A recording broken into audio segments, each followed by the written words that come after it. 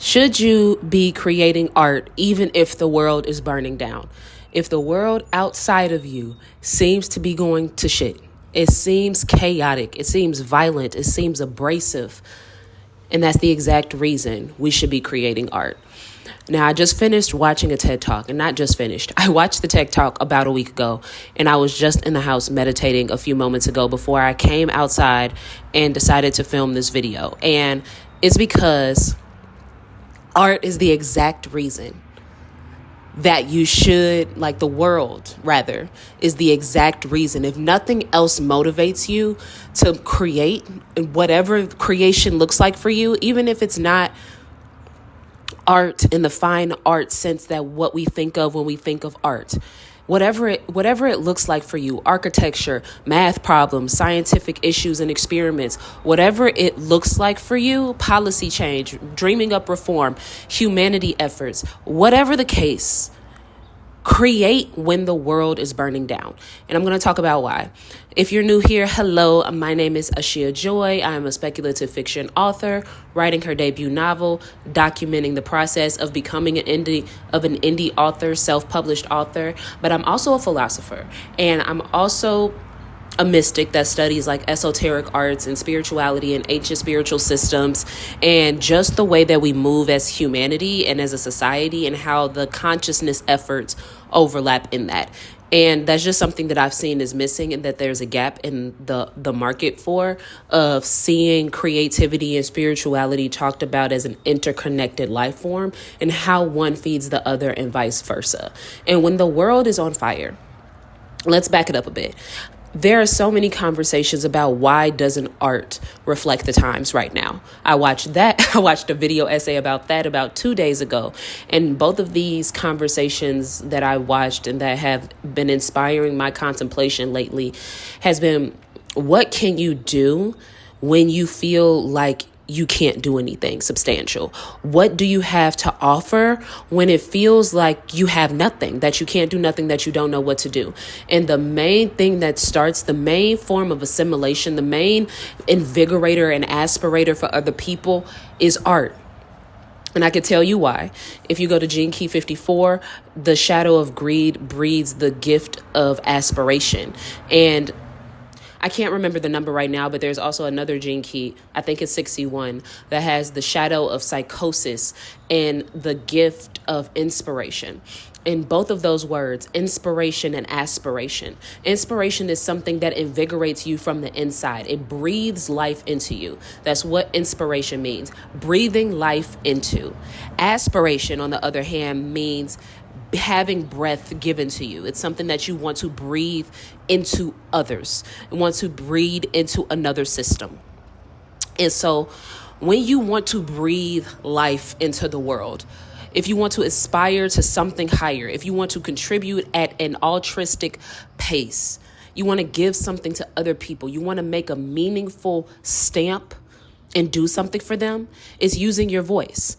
I didn't watch the BET Awards, but I did see the clips of Doechii standing up, her voice shaking and trembling, holding her award that she's worked so hard for, and using that moment where she could have done anything else. She used that moment, her voice, to say something that meant something to her.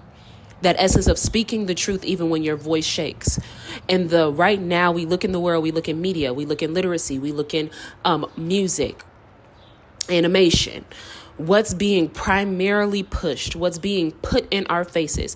And this has apparently been happening for generations, since the middle 60s, based on what that video essay said, and some research that you could look into, is like how this has slowly become the landscape of what we deem as palatable, of how we create art, and the essence of diminishing art as a revolutionary essence, as a contribution, as a factor for change. Because art, I can tell you what it does. It reminds you of your humanity. It sparks something within you. It reminds you of an emotion you're feeling. It is connecting, because we have this ability to believe that we are alone in things. So it has the ability to connect you with other people that you didn't know you would be able to connect to in a multitude of different ways, on a multitude of different complexities, through a simple form of art. or architecture or media, or music. It's a reason that when you feel an emotion, you go reach for a song and listen to some music, or you dance, or you draw, or you color, or you come up with new ideas, or you build Legos. Who cares the mechanism? But when you're feeling things largely, you go to something. And when you don't have that outlet, it gets stuck. It gets trapped in your being, in your body, when it could be out helping others. When you could be doing something that contributes to them. Because the fact of the matter is that things are not going to change unless we change them, unless we call for them, unless we connect with other people. And first and foremost, we have to begin to first connect with other people and build community. And how do you do that? By using your voice. Like, it feels so small in the grand scheme of things because we actually want this instant sense of gratification. We want to know instantly that what we have done has made some type of difference. We want to know that what we have contributed has actually done the thing that we wanted to do. We want things to be changed right now, how we want them to be changed right now. And when they are not, we're not often able to see. Also, art, you are not often able to see how it has affected other people, what it has done, but all you can do is use your voice. That's why censorship is a tool of the oppressor, because when you have people not speaking, when you have people not connecting, when you have people getting ostracized because they are speaking out, because it's not just the oppressor that does this, it's the propaganda that wholly conforms the rest of society, so that when somebody does speak out, that person is ostracized, blacklisted, ignored, threatened. The oppressor doesn't even have to do anything when its constituents would do it for them.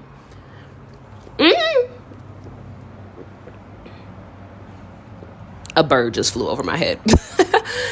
When the world is burning down or seeming like it, that means that something is being destroyed. Because for too long, we've been on this sense of maintenance, this consciousness of just upkeeping what is in existence, this concept of flowing into the monotony and giving into that. And we had this huge disruption in 2020 that has made us push back and see that there is something else out there. And even in 2020, because that's the year I first started my YouTube channel, I made a video about how that needed to happen. And maybe I just got too nervous and scared and all of these other things. Is like why we're scared to use our voices, because we know the backlash that comes from that, the censorship and the active way that people go about trying to silence people who speak out against things. The active way that people have been erased from history because of how they use their voice and galvanized people to want change and to want something different.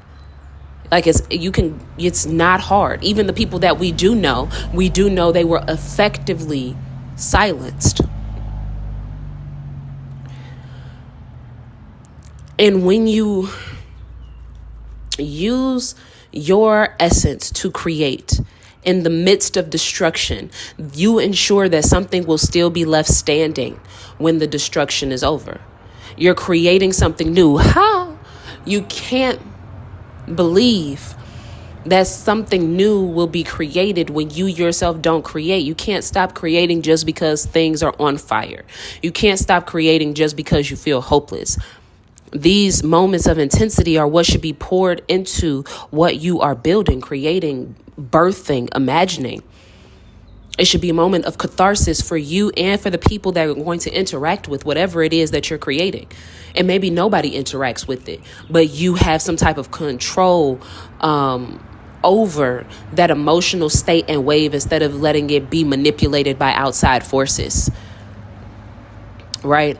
We have this unique ability to create no matter what the circumstances are, no matter what's existing around us, no matter anything, really. There is no obstacle in your way that prevents you from creating. Not one. And if you think that there is one, I want you to rethink that. Because I'm going through a multitude of different scenarios and a multitude of different people from a multitude of different backgrounds and hardships that still create. There are people that are going through active modes of warfare on their bodies, their personhoods, their being, their displacements, whatever the case may be, and they're still creating. They use those moments to create something. And so when art is not reflecting the times, is because of how effectively they want us to be silenced, how effectively they want us desensitized, how effectively they want us distracted. Because art requires presence. It requires you to be anchored into where you are, anchored into your emotions, anchored into your being, anchored into what you see in the world that's bothering you, upsetting you. It requires you to be engulfed in your body, in the collective body. And so I guess what my point is, because sometimes I sit down and I want to have these chats and I feel like I have to have a point or an answer, but I really just want to, is it even convince?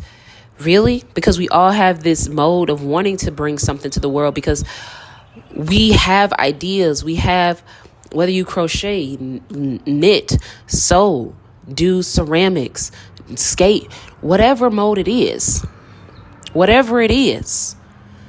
your voice matters in whatever way that you need to use it. Whether it's personal or external, like whether it's personal and you just do it for yourself or you share it with other people. Either way, it is needed. It is needed. If you do it personally, it's needed because that's how you process your emotions. That's how you regulate your nervous system. That's how you anchor yourself into the present. That's how you allow yourself not to be manipulated. That's how you have your own freedom of mind. Because the state of psychosis is the state of no longer being able to connect with the world around you. That is the foundational definition of it. Which is why it breeds inspiration in the gift. When we go from the shadow of psychosis to the gift of inspiration, it's because when you're finally anchored into the world, you're breathing life into yourself. And if you could breathe life into yourself, you could breathe life into the world. It goes creation, maintenance, and then destruction.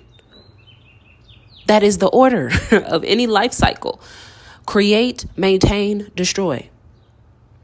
And so if we're in the middle of a period of destruction, then the only thing that comes next is creation. You don't destroy and then maintain. What are you going to maintain? The decay? No. Creating art when you are feeling whatever that you're feeling, like you have no idea what comes next. You have no idea what the world holds. You feel like you're in the middle of a shit show. What else are you supposed to do other than the only thing that you're going to be able to do no matter what? The only thing that is always certain is that humans, you and I, have the ability to create, have the ability to come up with solutions, have the ability to be resourceful in our ability. Thinking ourselves capable in our abilities. And also, more than anything, it reminds you of your power. It reminds you what you're capable of. When you crochet something and you made it from scratch and you didn't know that you can do that, and then you gain a new skill, and then you do something else, and then you do something else, and then you create this thing from scratch. You birth this idea that you had. You are continuously being reminded of the power that they want to make you believe you don't have. And if you're reminded of the power that you do have, what do you think will happen? What do you think will happen on the grand scheme? It starts with you as an individual. It starts with me as an individual. But how does that feed the collective organism? How does that feed and bleed into our ecosystem if every single person empowers themselves and remembers their power? Remember that the only reason we are oppressed is because we've been in a system that has made us believe that we are powerless, so we just accept that fate. And what I've come to see is that while I'm writing this book and brainstorming other projects, and then I journal, and then I meditate, and all artists should meditate, and that's going to be a different conversation, because meditation helps extremely with your art, because you have to learn how to be silent. You have to learn how to sit still. You have to learn how to be present within yourself in order to birth this new creation. You have to learn how to alchemize and transmute the destruction internally and the ones that you're witnessing outside of you. It's the essence of how do you turn fear into love? How do you turn rage into resourcefulness? How do you turn blank into blank? And that's not an external project. It happens internally first. You feel the fear internally first. So internally is where it needs to be transmuted. Art, creation, creativity, moving that energy within you. It's called an emotion because it's energy in motion. So how about you move the energy? Move the emotion, move the rage, move the helplessness, move the purposelessness, move your agenda through you so that you can actually birth this vision into life. Because not creating does nothing. So you're already at the place where you feel like you can't do anything. So where else can you go other than doing something, creating something, moving something, whatever that something may be? I'm sitting outside and it's so like, this is the best way I can get the lighting because it's such a weird thing outside and my kids are napping. So I didn't want to wake them up with me talking so loud. Because when we get into this state of inertia, this state of apathy, this desensitized mode of indifference. Do you know how frustrating it is to talk to people in real life, like not through a phone, but talking to people in life and they are just going through the motions? They're so disassociated and disconnected, so indifferent. Indifference does so much harm because you don't care either way. And that's so harmful because it does nothing. It does nothing. It's not even a neutral stance. It's just nothing. It's nothing. There's no love. There's no hate. It's just nothing. And that does nothing. That is not useful either. And we have to understand that the things that we want to create are coming through us for more reasons than we just believe because we are creative and we want to create something. It's much more insidious, much more intentional than that. It is a sacred movement of your soul wanting to transform. What's the right word? Transform this gnawing ache in you into something else, into something beautiful, into something revolutionary, into something that can breed awakening, something that lasts through the times, something that captures the time that we're in. Like, history is not only found in a history book, it is captured in the moments where people create something based on where they are right now. I even read an article at the beginning of the year, and it said everybody want to be Nina Simone, but nobody want to sing Mississippi Goddamn. And it's because everybody wants to be this revolutionary and this brilliant songwriter and singer and this amazing artist, but nobody wants to take the risks that she did at her time.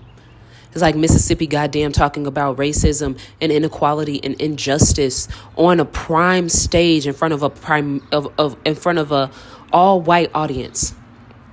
And that almost ruined her career because they tried to definitely silence her after that. And it definitely changed the trajectory of her career. But it was her watching the times, her feeling emotions, and her saying, I could not create that. I couldn't go by without performing that.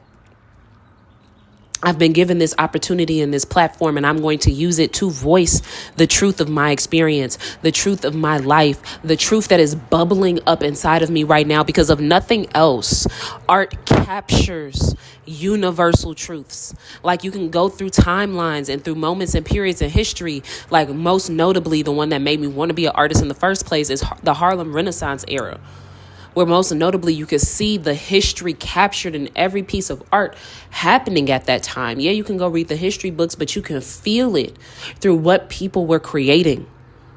You can feel it during the civil rights movement. You can feel it during the war in Vietnam. You can feel it. Like, I even think about how effectively they fucked over the the Dixie Chicks. But they're still all legends and icons. Like, people are not legends and icons just because you could create bomb-ass music.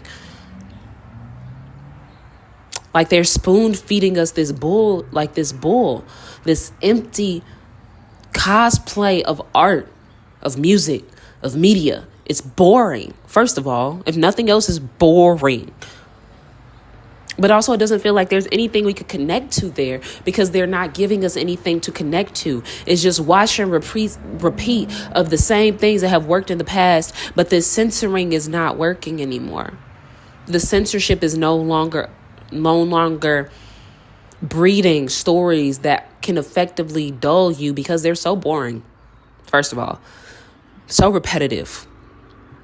And this is in every industry for me that I've witnessed. And it's so, sometimes this is also why I was nervous to start a YouTube channel, is because often I don't always know what I want to say. I just know I want to talk about something, and I don't know how interesting that's going to be for you. I watch other video essays and people seem so organized and so like boom, boom, boom, bullet point. And that's just not how my brain functions.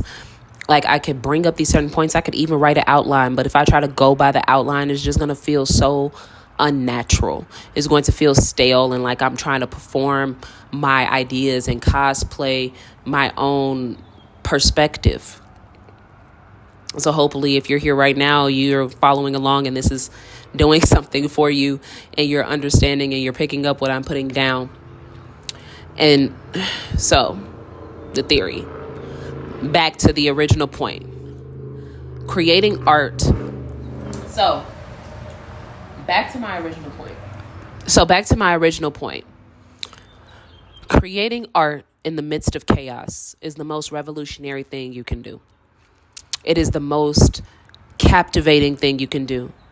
It is capturing the time and the situations you find yourself in. It is seeing the things play out in the world and recognizing all of the things that you want to change, all of the things you want to embody, all of the things you want to create and birth into the world, whatever that may look like. It is finding the fact that your power exists and you discovering what you are capable of. You discovering what you're able to birth and bring into the world. It is what you push out as sacred, and you see that sacredness manifest and personify into form. And then when you use your voice in this personal yet expansive way, and you start to realize how powerful you are, you start to sit and be present with yourself and the world, swimming in the void of the collective body, anchoring in and channeling the things that need to be birthed through you specifically. And you bring that into the world, and it connects to those who is meant to connect to, even if the only person it's meant to connect to is yourself. I need to emphasize that. Whatever your journey is, it's the act of creating, the act of birthing that is sacred and that matters. Whatever you do after that is up to you. But the act in and of itself is revolutionary. You sitting at home knitting, you coloring in a coloring book, you building blueprints, you gardening in your yard, you figuring out new recipes, you creating that song, that picture, that painting, that book, that short story, that short film, that script, that vase, whatever. Like, I could go through so many different forms, but whatever the case may be, whatever your creative path entails, venture down it. That is our intuitive pull saying, yes, come hither, this way, please. Come here. Come hither. Because it always takes you down the path that leads to collective prosperity when you listen to it. It leads to collective expansion. It leads to collective ascension, an aspiration higher than yourself, because you're embodying all that needs to be said and birthed into this world. It's not about fame. It's not about fortune, and that can come too, I guess. But it's about representing the times on a multifaceted level from a multi-different standpoints, from multiple different viewpoints. Capturing these moments through whatever form needs to be captured through. And how you will feel after that. How the world will benefit from that in the long term. We have to learn how to get off these forms of addiction and dopamine and feeling FOMO, like disconnect from the world. It's okay. Disconnect from being online all the time. It's okay. We have to come out of that world and come into our cocoons where we can create and transmute and feel this moment of catharsis where we're touching this higher essence of being and anchoring that into the world and bringing it through and manifesting and personifying into the form again and again and again and again. There should never be a moment where you stop creating, because when you stop creating, you stop being reminded of your power. Yeah, I think that's it.